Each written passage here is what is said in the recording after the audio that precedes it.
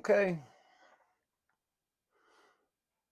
we're going to talk about amplifier clipping or signal clipping, and this is going to be spread across several videos because there are so many ways, so many different ways that the audio signal can be clipped. So let's talk about clipping and why it is important. So I'm going to just show you real quick on the screen.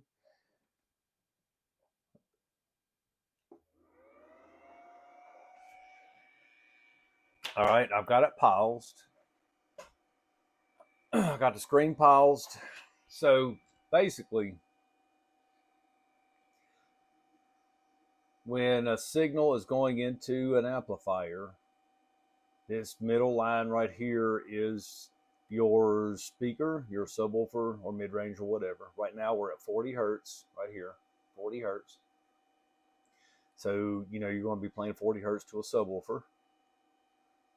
So this dotted line right here is going to be your resting. Your speaker cone, your subwoofer cone is in its resting position. So when the signal is being played, this 40 hertz signal, when it's being played into the speaker, then when the signal goes to the speaker and on the oscilloscope screen, the visual aid on the oscilloscope screen, when a signal goes up right here, then the speaker cone is moving up. And when it goes down, the speaker cone is moving down, and now right here, it's back at its resting position. And then it goes down, it's moving inward toward the basket if the speaker's wired in phase. And then when the signal comes back up on the screen, now it's back at its resting position. And it comes up, and now it's at its maximum excursion for that volume level, and it comes back down, so on and so forth. 40 hertz is the speaker cone is moving up and down or in and out at a rate of 40 times per second. And that's what the frequency is, hertz. 40 hertz, 40 times per second. So when you clip an amplifier and you have a clean signal on the input, the RCA signal on the input, then you are actually clipping the output of the amplifier by overdriving the amplifier. And what I mean by that is your RCA signal is clean. It's not being clipped. But you do not have the gain set properly on the amplifier for the media being used. Media meaning music. So, we have we have a multitude of different medias that we can use to play our music nowadays. It used to be a cassette tape, CD. Now we have flash drives, which I prefer. We have Bluetooth. We have auxiliary cords. That we can use with our phones or tablets or whatever. There's just a lot of different ways that we can get the signal into the amplifier. So right now we are dealing with a clean signal going into the amplifier, and now we have a clean signal coming out of the amplifier. All right, now I'm just going to unpause the oscilloscope, and I'm going to go one click up on the screen on the my head unit, and that will go one click into clipping, and we'll see what that looks like on the screen.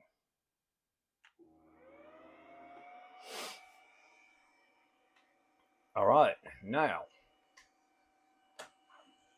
so now you can see it comes up, and it's not. It is not rounded anymore, right? It comes down here to this point, and then it just shoots over straight, and then it comes up, and then it shoots over straight, and then comes back down instead of being rounded over, because we're overdriving the amplifier output. Okay,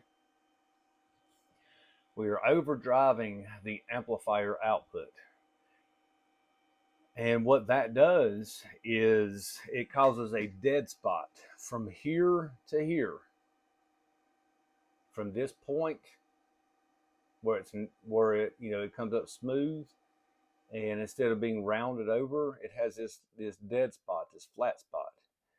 And right there in that dead spot, and this dead spot, and this dead spot, and this dead spot, the speaker cone is not moving at that particular time. So, and you can physically hear that dead spot if you pay attention and you have really good hearing, and you know what to listen for. You can hear that dead spot or that clipping in the speaker itself.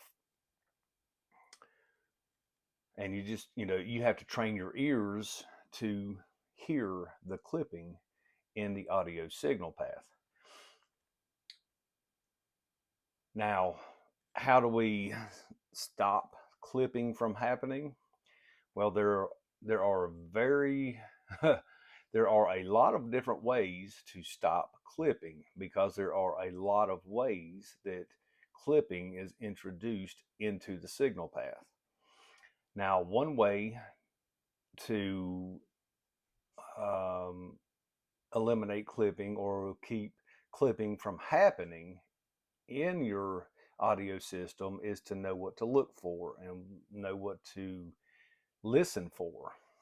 So again, if you have an oscilloscope, of course you can hook it up just like I have here, and you can see what it looks like on the screen, and then you can listen, hook it up to a speaker and listen to see what it sounds like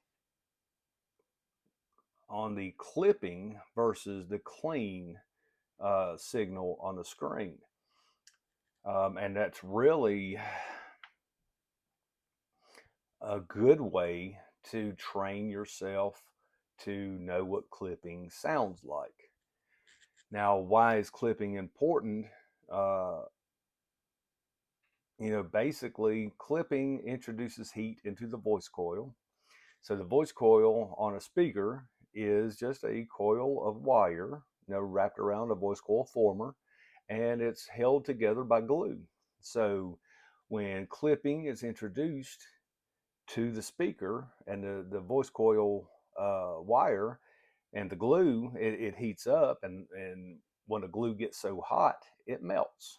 And then when the glue melts, then the voice coil wire unwinds, and then you've got a slinky, and then you need to recone your speaker. So that's not the only way that a speaker blows, but that is one of the major things that happens to speakers, subwoofers, and when they blow, is because people are clipping their amplifier. And this is just one way that an amplifier gets clipped. And again, I'm going to have to go through several different videos to explain the different ways that a clipped signal gets introduced into the audio spectrum.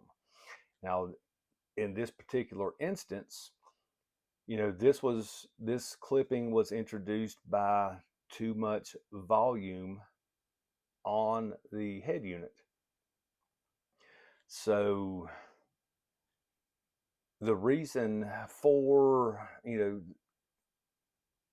when I set an amplifier gain, I set the amplifier to where it has a lot of headroom. And what I mean by headroom is extra power on tap. Reason being is new music is recorded at a much higher level than music from back in the 70s, 80s, 90s. And back then it was recorded at a much lower level. So if you set your amplifier gain to where it gets maximum performance for today's recordings, today meaning, 2025. So if I'd set my amplifier gain to maximize the performance of the amplifier for the music recorded in 2025, then I'm never ever going to get maximum performance out of my audio system when I'm listening to the music recorded in 1990 or 1995, because back then the music was recorded at a much lower level. So we have to turn the gain up on the amplifier to get maximum volume, maximum output out of the amplifier due to the low recording levels. And again, I'll get into that in a much deeper conversation in a different video. But for now, this is just the tip of the iceberg, okay? So I know there's going to be a lot of questions of, what causes clipping, how can I avoid it? And we will get into all of that in separate videos. But for now, let's just concentrate on what a clean signal looks like and what a clip signal looks like. All right, so now I'm going to go, matter of fact, let me clear that out. I'm going to go one more click on the volume, and I'm going to show you even harder clipping on this particular amplifier. All right, see the signal at the top and the bottom waves, they got cut off even further. Okay, so the more that you overdrive the amplifier, the more that the signal is going to be cut off, and the worse sound quality that your amplifier is going to have, or your speakers are going to have, because you are overdriving the amplifier output. All right, I still have a clean signal going into the amplifier, but I am overdriving the amplifier output by increasing the volume too much. All right, so again, I'm going to go back. I reduced the volume by 2 clicks. And there you go. That's a clean signal. That is a clean signal coming out of the amplifier. I did not adjust any amplifier gain. The only thing I did was turn the volume down 2 clicks because the volume was up too high, which was overdriving the amplifier output. All right, so let's end it with that. And just let me know what you think. Let me know in the comments if you have any questions. Give me some comments, give me some feedback, what you'd like to see. If you have any questions on any type of explanation on clipping, so I can do something different on the next video on clipping. So like I said, I'm gonna do some couple more videos on the different ways that clipping can be introduced into the audio signal. So maybe we can learn a little bit. I can teach a little bit, and then maybe we can stop frying some of the amplifiers and stop frying some of these speakers. All right then, that's all for this one.